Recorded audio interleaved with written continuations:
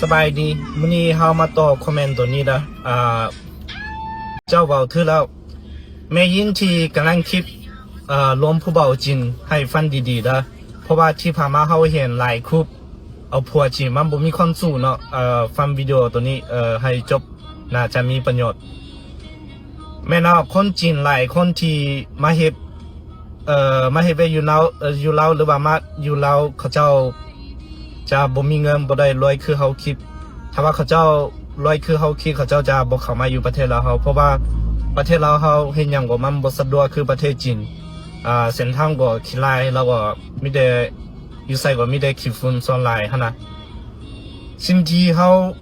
เว้าไปแม่นมันบ่ได้หมายถึงหมดทุกคนเด้อเฮาหมายถึงบางคนหรือว่าส่วนหลายเนาะคนจีนที่เข้ามาอยู่ประเทศลาวเฮาหั่นน่ะบางคนเขาเจ้ามาเฮ็ดธุรกิจบางคนเขาเจ้าก็มาหาเมียหั่นน่ะถ้าว่าเจ้าลงกับคนที่มาเฮ็ดธุรกิจแม่นหยังส่วนหลายเขาเจ้าจะอยู่จีนมันจะมีเมียมีลูกประมาณ99%มีเมียมีลูกอยู่จีนแน่นอนแล้วก็คนที่มาหาเมียเฉพาะพวกนี้แม่นเขาเจ้าน่าจะแม่นยังบ่ทันมีเมียมีลูกแต่ว่ามันส่วนหลายมันจะเคยมีลูกหรือว่าเคยป้ากันนังสาวจีนเนาะเขาเจ้าเป็นอย่างมาหาเมียอยู่ประเทศลาวเฮาย่อมว่าเขาเจ้าบ่มีเงินเขาเจ้าบ่มีเงินไปเอาสาวจีนเพราะว่าก่อนจะเอาสาวจีนมันจะได้ใช้เงินหลายเนาะสาวจีนมันสลาดมันคำขอของเขาแม่นต้องมีเฮือมีดินแล้วก็เจ้าบ่ได้ติงเงินนำไผบ่ได้กู้เงินอยู่ธนาคารเขาเจ้าจึงเอาเจ้าถ้าว่าเจ้าแบบว่าได้กู้เงินหรือว่าได้ติงเงิน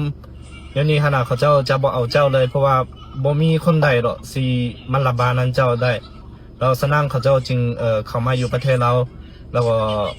มาเอาสาวลาวเฮาเพราะว่าสาวลาวเฮาเขาเจ้าเสื้อง่ายบางคนเขาเจ้าฮู้จักกันบ่ฮอดอาทิตย์เขาเจ้าก็เฮ็ดใบแต่งงานเลย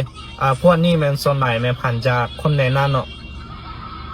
คงขึ้นแนวนี้ขนาดเจ้าจะบ่มีความสุขก่อนจะเอาคนจริงขนาดเจ้าต้องรู้ว่าคนจริงผู้นี้แม่นเรามีทรัพย์สินหยังใดมีเรือนมีรถบ่เราก็อยู่ในเมืองบ่หรือว่าอยู่บ้านนอกเป็นตาอยู่บ่เขาต้องรู้หน่อยนี่เราก็ได้กู้เงินนั้นธนาคารบ่ได้จิ้งเงินไผได้นั่นนี่เพราะว่าหยังอยู่จริงถ้าถ้าว่าเจ้าได้ติ้นหนี้ไผแล้วว่าถ้าเจ้าบ่ใจตันสัญญาขนาดเขาเจ้าจะจี้บัญชีดังให้เจ้าถ้าว่าจี้บัญชีดังเจ้าจะบ่สามารถขี่รถไฟบ่สามารถขี่ย้อนแล้วก็บ่สามารถไปโซเวียตบ่อื่นแล้วก็ยัง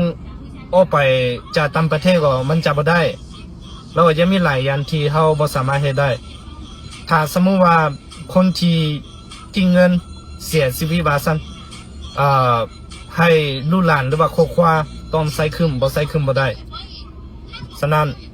ก่อนจะลงผู้เบาจริงเฮาต้องรู้พวกนี้สิ่งที่เฮาเว้าไปหั่นนะรู้หมดแล้วก็ค่อยตัดสินใจไปอยู่นั้นเขา